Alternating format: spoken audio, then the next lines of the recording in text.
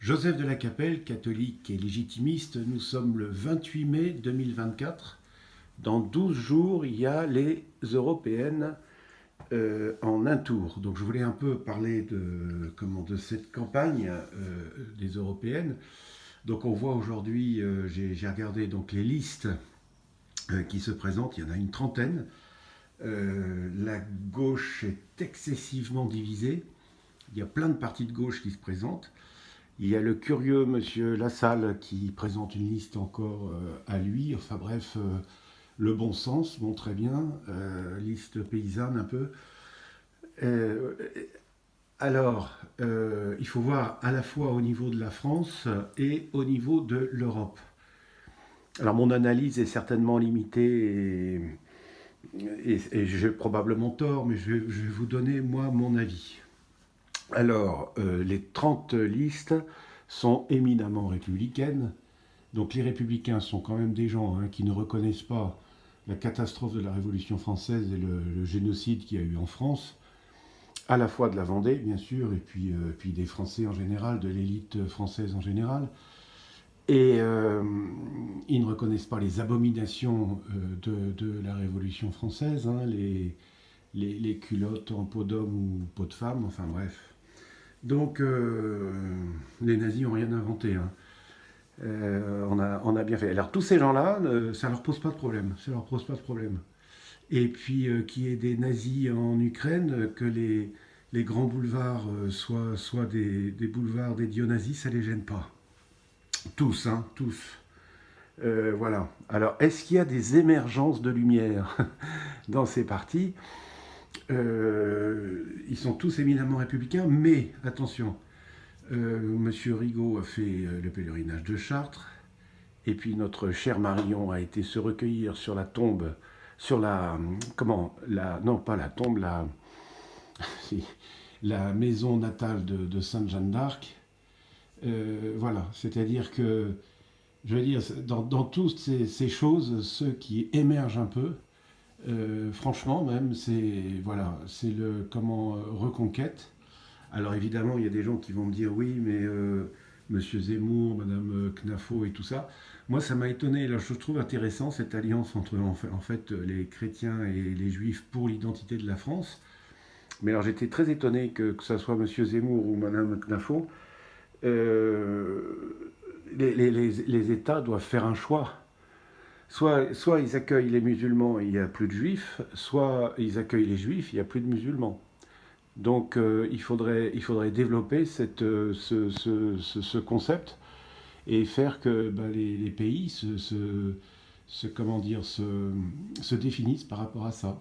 Ça serait intéressant. Ça serait intéressant. Voilà. Donc, alors ça, c'est au niveau français. Donc au niveau français, alors la gauche est très divisée, parce qu'en fait la gauche a tout gagné, tous les corps intermédiaires. Regardez, tous nos présidents, depuis De Gaulle, sont tous de gauche, anti-catholiques et anti-monarchistes sur le fond. C'est-à-dire qu'on dit que De Gaulle était monarchiste et tout, oui, mais enfin il a fait une constitution athée, donc il y a quand même un problème. Donc tous ces gens sont éminemment de gauche, donc ils ont gagné. Alors c'est-à-dire qu'aujourd'hui, on peut très bien se permettre d'avoir une gauche complètement divisée qui ne va rien gagner. Toutes ces listes vont partir à la poubelle. Et parce que tous les corps intermédiaires ont été pénétrés par la gauche. Et la force de la droite, en principe, à part des gens un peu charismatiques, comme il y a eu Jean-Marie Le Pen, maintenant il y a Marion, puis il y a d'autres personnes, il y a plein de gens à droite qui sont très bien, mais le socle en France de la droite, c'est la Sainte Église. Comme la Sainte Église a basculé à gauche au mieux, et plutôt protestante et s'est soumise à la République, et n'a plus le droit de critiquer, de faire des discours contre la République depuis très longtemps déjà. Donc elle est soumise à la République de gauche anticatholique et anti-royale. Donc le socle sur quoi on pouvait s'appuyer n'existe plus. Je suis un peu pessimiste, mais c'est un peu ça.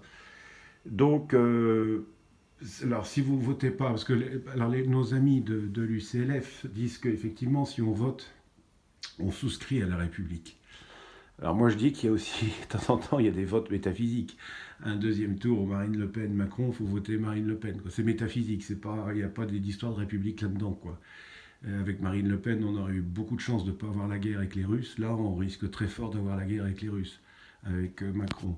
Donc il y a des votes métaphysiques. Mais je reconnais tout à fait ce que disent nos amis du CLF, c'est tout à fait vrai. Le vote est quand même, voilà, on souscrit à la République. Voilà.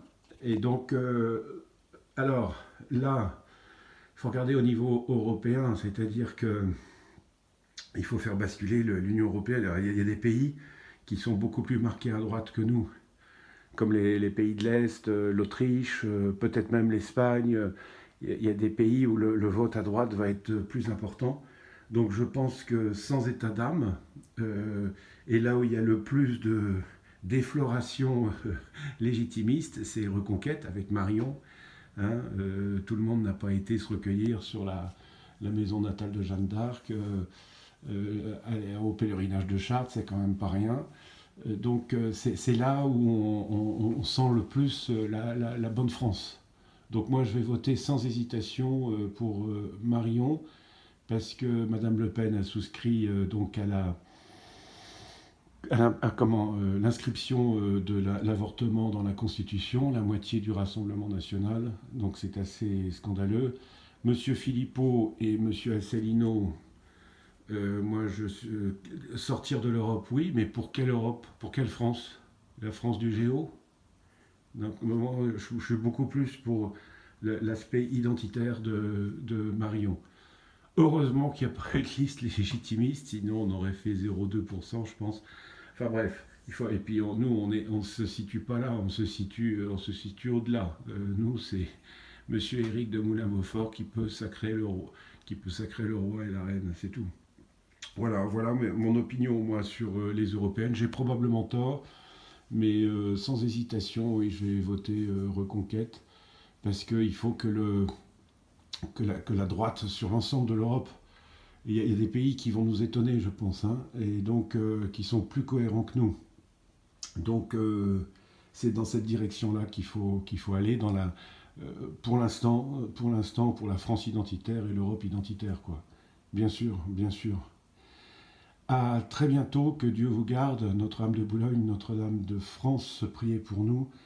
Tous les saints et les saintes du paradis et du purgatoire, priez pour nous. Tous les saints et les saintes du paradis et du purgatoire de la France et de tous les pays européens, priez pour nous, guidez-nous, conduisez-nous au saint paradis de Dieu.